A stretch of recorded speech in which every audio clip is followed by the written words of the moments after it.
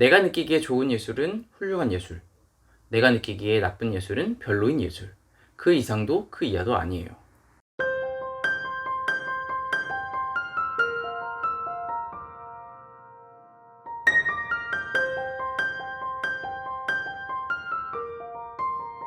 스담스담. 안녕하세요 여러분, 이유담입니다.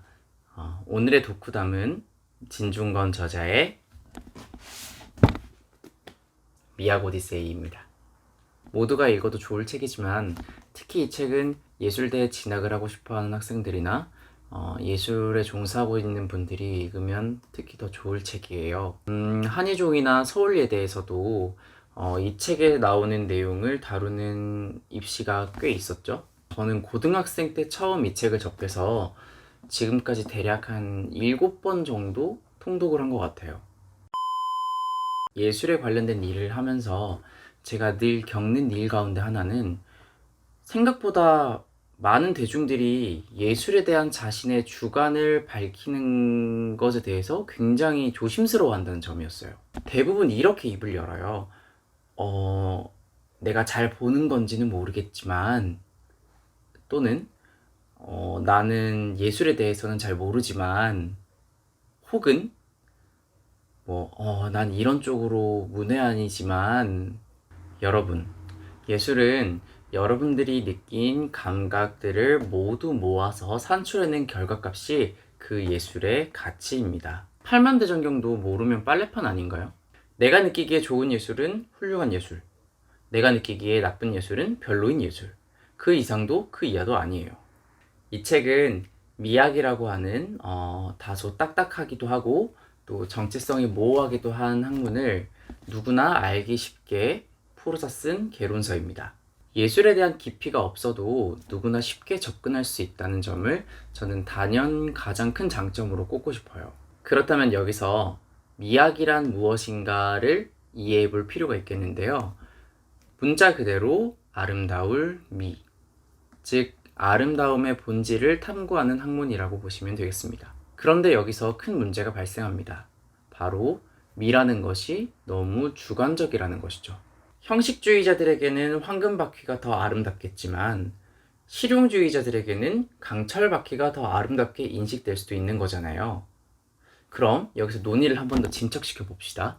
여러분, 예술은 숭고한 걸까요? 흔히 예술이라고 하면 뭔가 비일상적이고 신비로운 세계, 뭔가 창작자의 혼이 살아 숨쉬고 숨겨진 진실을 발견하는 창구, 이처럼 온갖 미사여구를 동원해서 떠받들어지는 예술. 예술, 정말 그런 것일까요? 관점에 따라 다르겠지만 그러했고 그렇지 않았고 그럴 수도 있고 그렇지 않을 수도 있을 겁니다. 누군가 말했어요. 예술은 길바닥에서 죽는 거야. 언제 예술에 대한 위상이 이렇게까지 추락해버린 거죠? 거기에 대한 이야기가 이 책에 들어있습니다. 이 책은 고대 예술부터 암흑 같았던 중세를 지나 이성적 맹아가 있었던 근대를 넘어서 모던과 전위, 그리고 앞으로의 예술에 대한 추론까지 서사적인 구성을 담고 있습니다.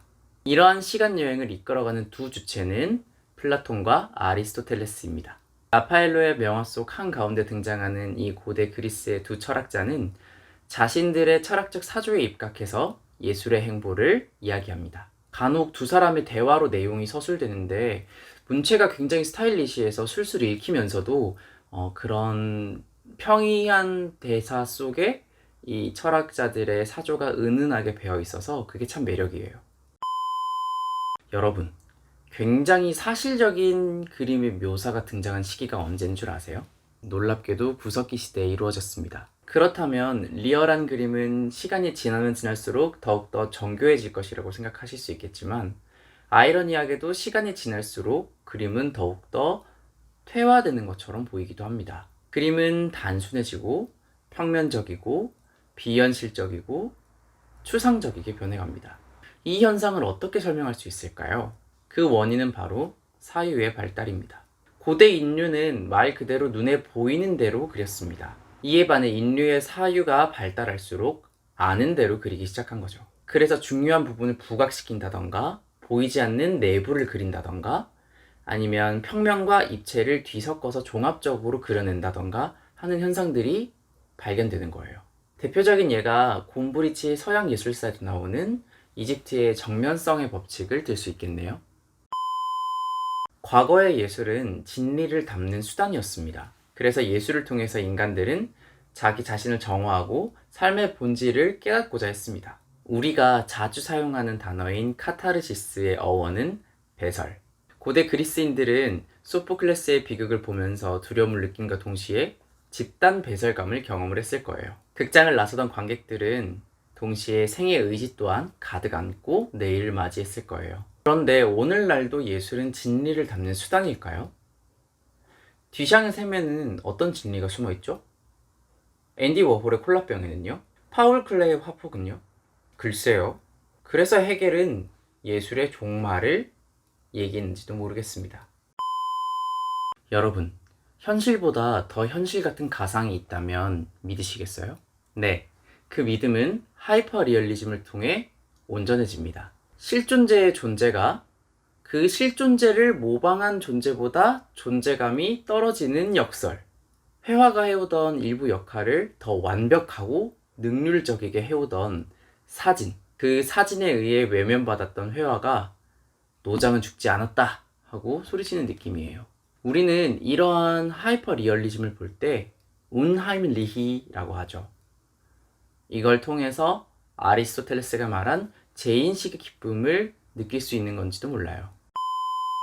이외에도 다양한 담론들을 어렵지 않은 문체와 너무 깊지도 얕지도 않은 깊이로 이렇게 위트 있게 전달하고 있어서 저는 이 책을 여러분들께 추천해드리고 싶어요. 물론 이 책에도 단점은 있습니다. 우선 예술 전반을 다룬다기보다 회화에 보다 초점이 맞춰져 있어서 연극, 무용, 음악 등의 다른 예술 장르를 많이 다루진 않습니다. 또한 미학이라는 학문 자체가 서양에서 출발했기 때문에 있을 수밖에 없는 문제겠지만 동양 철학적 관점에서 예술의 미를 인식하는 어떤 담론들은 다뤄지지 않습니다. 동양 미학적 범주를 더 파고 싶은 분들은 우선 미학이라는 학문의 골조를 이해하고 앞으로 더 추가적 공부를 하셔야 될 것 같아요. 하지만 상식과 교양, 또 본격적인 입문을 위한 첫 시작으로는 참 괜찮은 것 같습니다. 오늘의 독후담 도움이 되셨나요? 이 독후담이 여러분들께 많은 도움이 되길 진심으로 바랍니다. 그럼 저는 더 좋은 영상으로 찾아뵐게요. 쓰담쓰담 안녕.